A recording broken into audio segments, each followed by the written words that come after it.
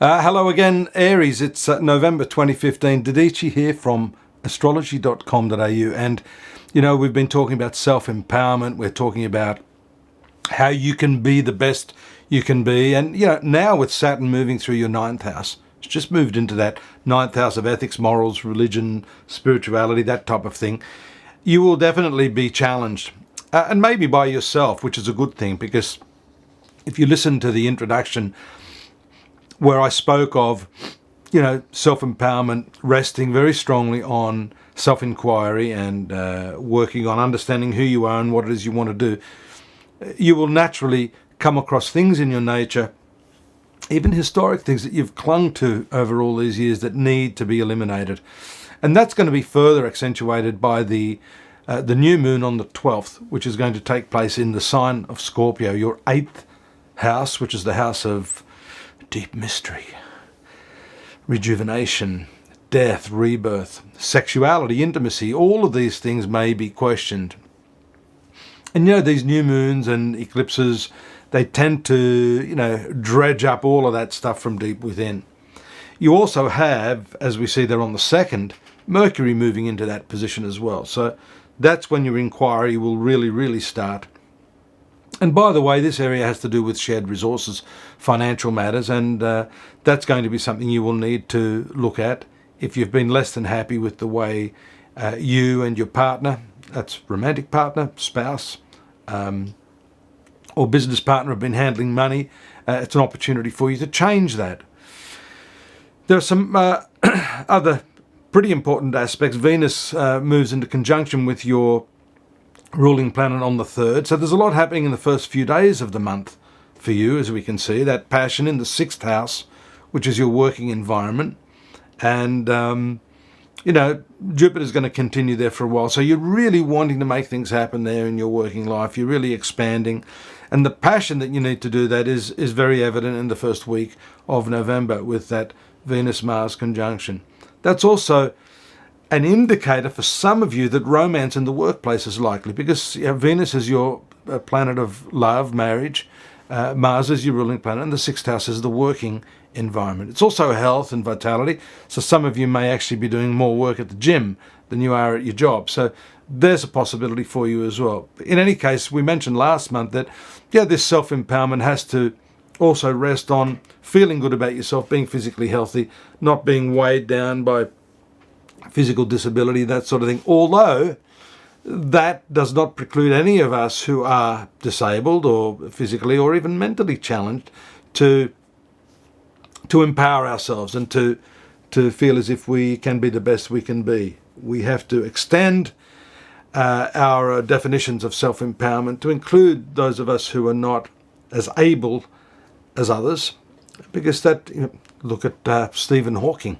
I mean, there's a guy that's completely physically disabled. He should have been dead decades ago. There he is, coming up with the most amazing physics insights, theories, and wheelchair bound with a mechanism to help him talk.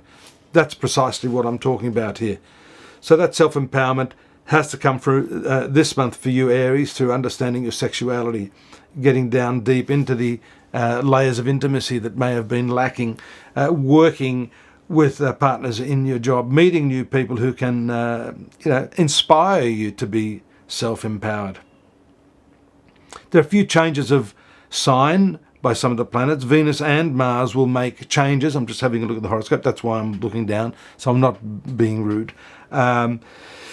The movement of Venus into its own sign, Libra, that 7th house again, that augments what I've just said on the 9th, and then Mars on the 13th, both of these moving into this sign. Now, they're going to cross over the north node of the karmic point, which is just about to make its exit from that area. So if there has been a cloud hanging over your relationships, it seems like a lot of these aspects are pointing to a fresh new start in that area, looking at how you can improve that and bringing the passion back into your romance, which is seen by the Venus-Mars combo in your 7th house, the marital house. There are other really great aspects that are occurring at that time. Mercury sextiling Pluto, Sun sextiling Jupiter, Mars, as I've just said, moving into Libra, and then Mercury in sextile to Jupiter, Venus conjoining the Sun. All of these are great aspects. The sextile aspect is what we call an easy aspect. It's a friendly aspect. It allows these planets to work well for you in all of these different areas of your life, from around the 9th up until the 15th. Now that Venus conjoining the Sun, well, it's not actually conjoining the Sun. I apologise. That's a mistake on my part. Venus moving across the North Node can bring with it some aberration in relationships. In other words, if you're in a relationship, you may be looking for some more excitement, for something that's a little bit out of the ordinary. And if your partner's not able to give you that, then you do need to talk about that, or you need to find some alternative measures to satisfy that need within yourself rather than suppressing it. The position of Neptune in your 12th house is an interesting one. That has been retrograde for some time, and it is now going to move into its stationary and then direct movement on the 19th. So that's useful in terms of your spirituality. If there's been any confusion about that part of your identity, Neptune will allow you to really tap into those intuitive and spiritual resources within yourself. Mercury is moving quickly through that 8th house all the way up until the 21st of November, at which point it moves into your 9th house of travels. So this could be a great time to either look at travel, take on some new course. And I told you earlier that Saturn is going to challenge your ethics and your ideals and your spirituality. Mercury will very much bring an element of intellect to that. So you'll be curious intellectually about alternatives to what you've been using as your model for a noble and moral life. For some of you having legal problems, this also can expedite resolution. It makes you more prone to thinking about things more seriously. You know, the Mercury-Saturn conjunction there. Let's have a look at that. That takes place on the 25th. That's just a day before the full moon, which takes place also in that area, the sign of Sagittarius, your 9th house. So you can see things shifting a little bit from this relationship component to this spirituality, philosophy, higher education. And mind you, travels, but also legal matters can be indicated by this as well. So Mercury is really doing a lot of work this month. There are a couple of hard aspects there that we see. Firstly, from Venus to Uranus on the 24th. That can unsettle your relationships and make you do things that are not well thought out.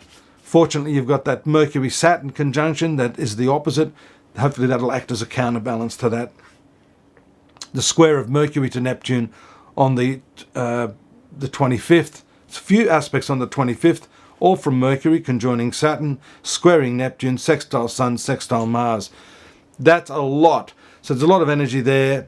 You need to take a few deep breaths. You need to methodically think things through. You may be spinning off on a few different directions, and that will not work for you. So be systematic.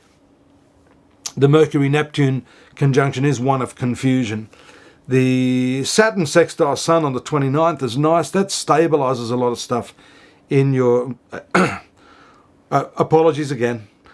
What I've done here is I've prepared a chart for the month, and the Sun is just sitting there in the position of Scorpio. So that's just wipe that one.